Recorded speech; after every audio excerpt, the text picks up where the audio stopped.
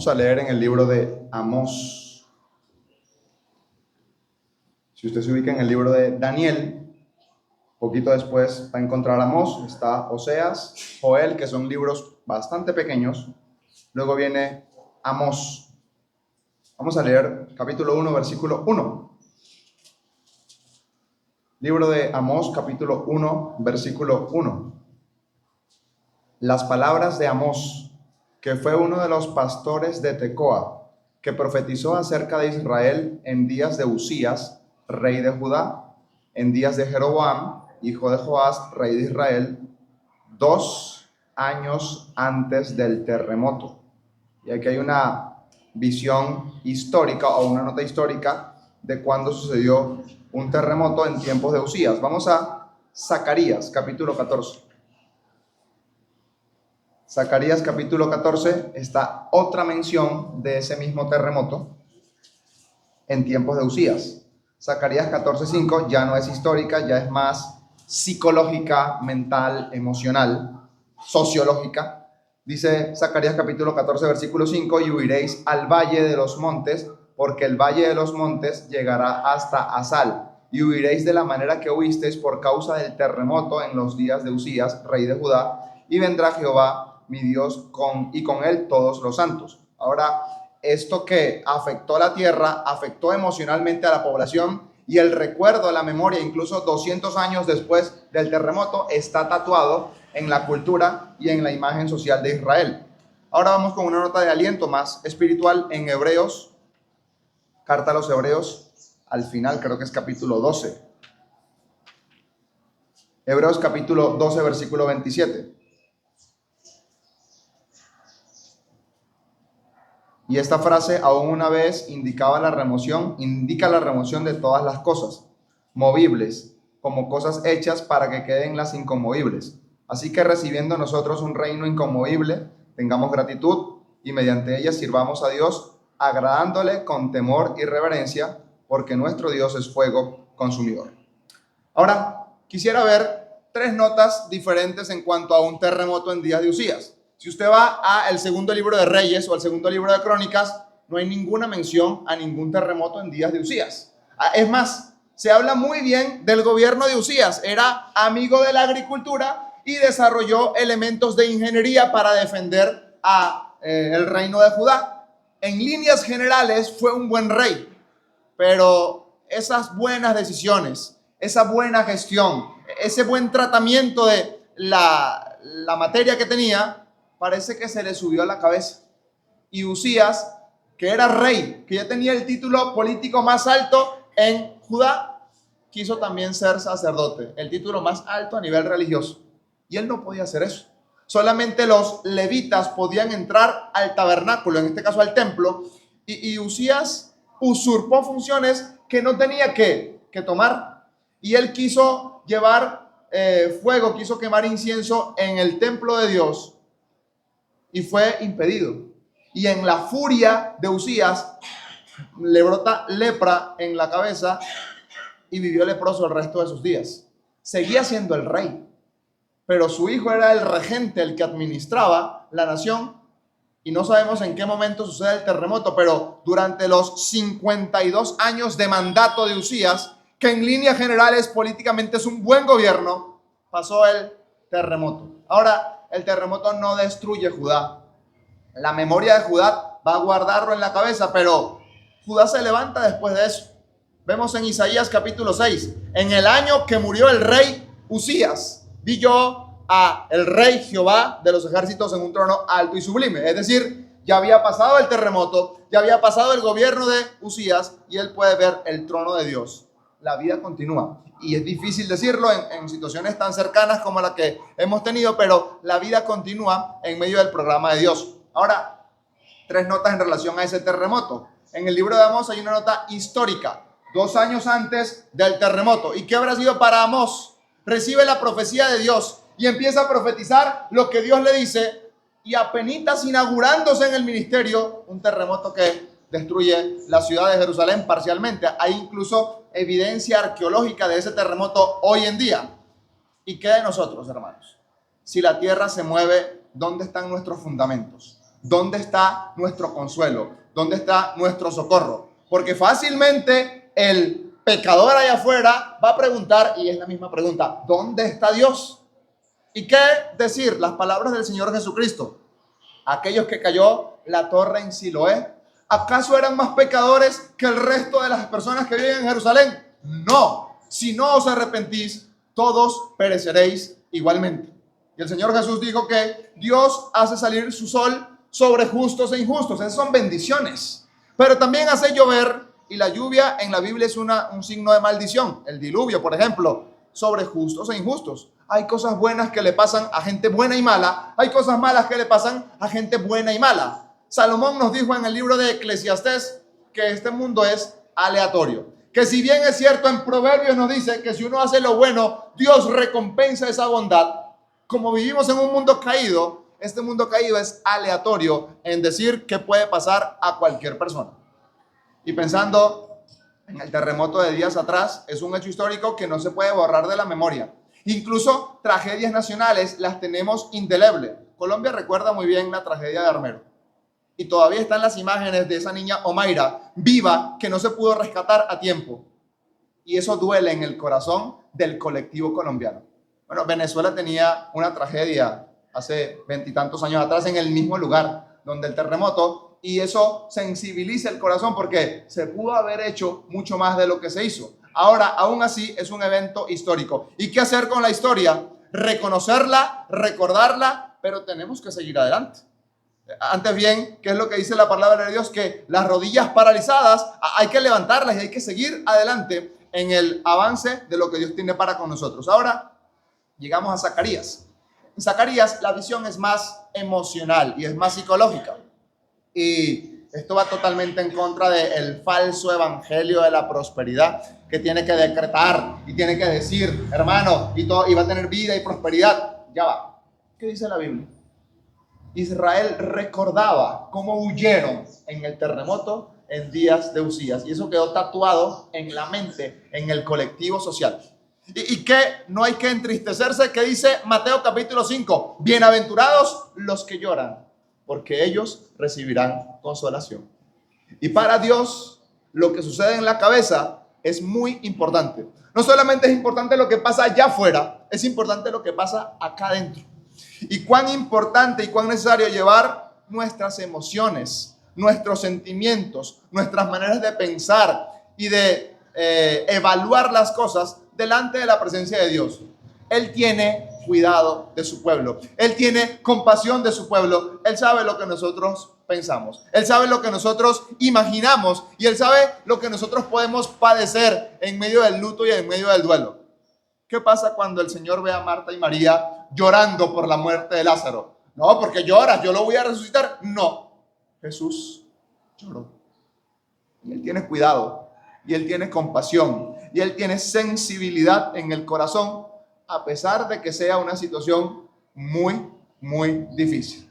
Confiamos en el Señor. Y en los salmos es interesante ver cómo los salmistas descarnados muestran su emoción y su corazón delante de Dios y no van a ocultar nada. El mismo Asaf dice, por poco se deslizaron mis pies. ¿Se lo va a decir al Señor? ¿Acaso el Señor no lo sabe todo? ¿No sabe que estaba a punto de deslizarse Asaf? Claro que lo sabe. Y Él quiere que lo pongamos delante de su presencia, aún nuestras emociones, para poder recibir el consuelo y el aliento que viene de Él. Pero ahora, no solamente histórico, emocional, ahora vamos a ver algo espiritual. Hay cosas conmovibles, hay cosas que se pueden mover de sitio, pero viene por delante la eternidad y vienen cosas inconmovibles. Viene un reino inconmovible. A nivel físico, ningún otro terremoto. A nivel político, ningún otro terremoto. A nivel económico, ningún otro terremoto. A nivel emocional, ningún otro terremoto. Vienen cosas inconmovibles y Dios merece ser alabado y Dios merece ser glorificado en medio de la angustia, en medio del dolor y en medio de la situación. Si es cierto, no se puede borrar la historia de Judá y el terremoto en días de Usías, pero sí es cierto que se puede actuar de manera diferente en cómo estoy yo preparado para asumir las pruebas de la vida. Y ahora, hace 2 domingos atrás, yo participé en la Cena del Señor en la asamblea en Catialamar. La Guaira, Venezuela, sin saber que ese iba a ser el último culto que iba a celebrar la asamblea, al menos hasta este momento. Y me sentía en casa. Yo le decía a mis familiares, me sentía como en casa, como en Villavicencio. Yo pregunté, ¿cuántos hermanos son en la comunión? Me dijeron 35 y yo haciendo chulitos con Villavicencio. Y habíamos 22 ese día en la cena y yo haciendo chulitos parecido a Villavicencio. Cantan los himnos más lento que nosotros. Ahí sí no había tanto parecido a Villavicencio, pero me sentí muy cómodo. Los hermanos muy amables, muy receptivos, me saludaron con mucho cariño y yo se lo decía a Samuel, era una ilusión que yo tenía ir a una asamblea donde nadie me conociera, donde yo no tuviera ningún contacto con absolutamente nadie, a ver cómo me iban a recibir los hermanos. Obviamente yo iba a evaluar la asamblea, pero la asamblea me iba a evaluar a mí en cómo un creyente desconocido llega a ese lugar. Y de verdad que puedo decir que se cumple la palabra de Dios. Amables, gentiles, atentos, muy pendientes de, hermano, ¿y para dónde va? Y lo podemos recoger. Y no, usted no se va todavía, usted va a almorzar en la casa de nosotros. Y ver cómo me cuidaron de alguna manera. ¿Ha conocido La Guaira? No, no he conocido La Guaira. Ven y paseamos por La Guaira, con todos sus edificios, con todo su malecón, su zona turística y ver que eso 3 días después iba a estar derrumbado. Los hermanos en La Guaira ese día les enviaron saludos con muchísimo cariño. Después, pues de alguna manera, ¿qué poder hacer por los hermanos inicialmente y pues sus familias extendidas y todo lo demás? Sin querer, bueno, vamos a hacer algo para ayudarlos. Llegaron inicialmente $1,000 2 días después del terremoto. Enviamos medicamentos, insumos médicos y todo eso se fue a La Guaira. Lamentablemente, las autoridades de gobierno habían cerrado la autopista para llegar a La Guaira. Los hermanos bajaron en motos, en carritos de mercado, en carruchas, en lo que sea, porque no dejaban pasar vehículos. Bueno, la ayuda de los hermanos llegó. De los 35 en la comunión, una hermana murió en medio de los derrumbes de su edificio. Ella se encontró con su bebé, el bebé también murió, su hijo mayor también, sus padres también. Solamente su hijo de 9 años sobrevivió y su esposo, que no estaba en ese momento en el apartamento. El hermano está en la comunión de la asamblea y el hermano ha tenido que enterrar a su suegro, su esposa, 2 de sus hijos el mismo día en un cementerio en Caracas, porque también los cementerios están totalmente abarrotados. Ahora, los hermanos en la asamblea en Los Flores, Katia, Caracas, que queda del otro lado de la montaña, han tenido que dar su local para ayuda y para logística. Y todo se ha coordinado desde ese local. Han tenido que hacer la cena del Señor a un ladito porque están hermanos que están ayudando y duermen allí en el local y toda la logística se elabora desde allí para llegar al lugar más afectados. De los 34 hermanos en la comunión en La Guaira, nada más quedan 6 en La Guaira, el resto está repartido entre toda la ciudad de Caracas. Ninguno ha querido ir a un refugio del gobierno, todos sabemos las condiciones de un refugio gubernamental, pero han ido a casas de familiares, de hermanos y a locales que tienen lugares anexos como este, en donde han podido recibir a los hermanos. Hay una hermana colombiana de Medellín, que incluso me ha escrito recientemente. Ella está en la comunión, en la asamblea, en Catialamar y en La Guaira. Y solamente para poner un plano de qué tan grave es la situación, La Guaira es una ciudad-estado. La ciudad es, en su zona metropolitana, el estado completo, como si Villavicencio fuera el departamento completo. Son aproximadamente 400,000 habitantes. No es mucha gente, menos que Villavicencio. Pero según las estimaciones de Estados Unidos, puede haber 100,000 muertos. Eso es 1 de cada 4 guairenses muertos. La situación es muy lamentable. Todavía necesitan mucha ayuda. El gobierno quiere iniciar labores de demolición y la gente no quiere eso porque todavía hay cuerpos ya muertos que sacar y quieren pues enterrarlos y tener un sepelio, tener las pompas fúnebres que correspondan. Pero entonces la situación es bastante compleja, no solamente por el terremoto y las condiciones de muchas edificaciones, sino también por el entorpecimiento de labores por parte de las autoridades gubernamentales que no permiten que la ayuda llegue a tiempo y que no se pueda atender. Eso en cuanto al frente de la región capital. La región capital de Venezuela es una región muy dura para el evangelio. Parecido a Bogotá, de pronto por las capitales se parece en la sociología de la gente, así es la región capital. Caracas tiene 6 asambleas, más La Guaira serían 7, el estado Miranda algunas más, pero en Caracas no se forma una nueva asamblea desde 1972, en La Vega, en un cerro en Caracas. Bogotá le gana. Suba, Soacha, Autopista Sur son asambleas que pasan del año 2000. Ahora, a pesar de que el caraqueño y el capitalino en Venezuela no responde al evangelio, han estado muy atentos y muy receptivos a escuchar al evangelio en medio de esta situación tan difícil. Por el otro lado, en los estados Yaracuy, Falcón, Carabobo, hay otra zona también muy afectada, donde son nuestros hermanos en Morón. Locales como La Raya, Barrio Las Colinas, La Candelaria, Escondido, han sufrido mucho el local, hermanos que han perdido sus casas. Pero a diferencia de lo que ocurre en La Guaira, estas son zonas en donde no hay tantos edificios. Por lo tanto, la tragedia a nivel material es menor y es más fácil de reconstruir una casa que reconstruir un edificio. Y sí es cierto que también hay muertos, pero la cantidad de muertos no es tanto como en La Guaira. Aún así, el hermano Samuel Osher hacía una cuenta de 24 asambleas en la zona del terremoto.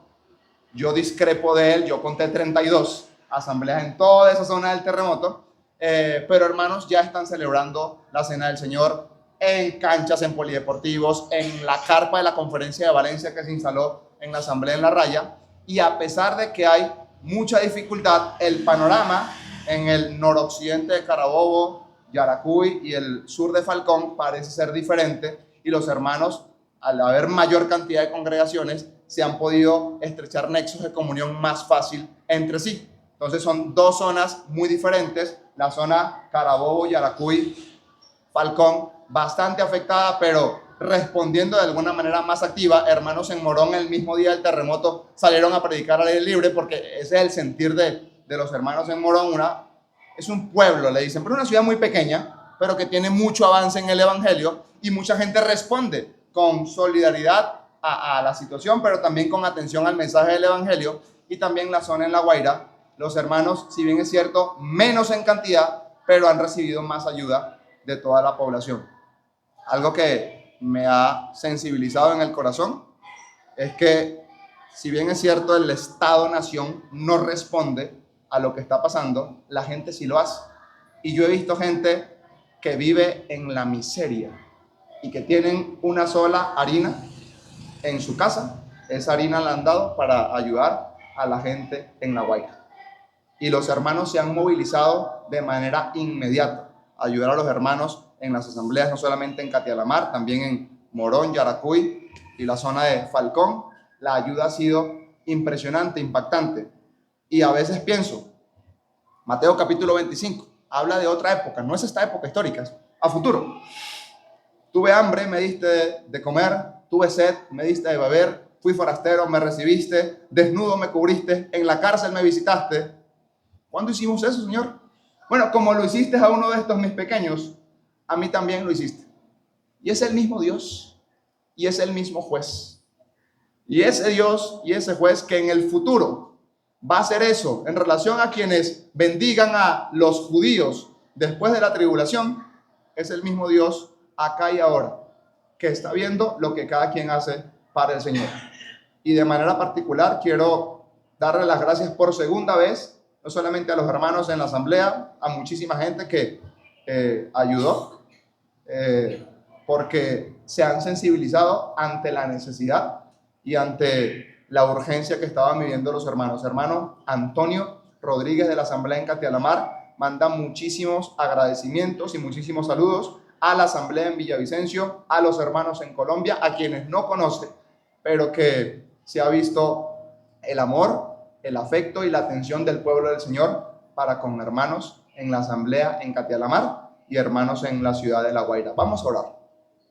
Padre, en el nombre del Señor Jesucristo, queremos llegar delante de tu presencia, muy agradecidos por tu mano de gracia y tu misericordia. Sabemos, oh Dios, que esta leve tribulación momentánea produce en nosotros un cada vez más excelente y eterno peso de gloria, y parece ser que estamos viviendo las últimas convulsiones de este mundo que agoniza.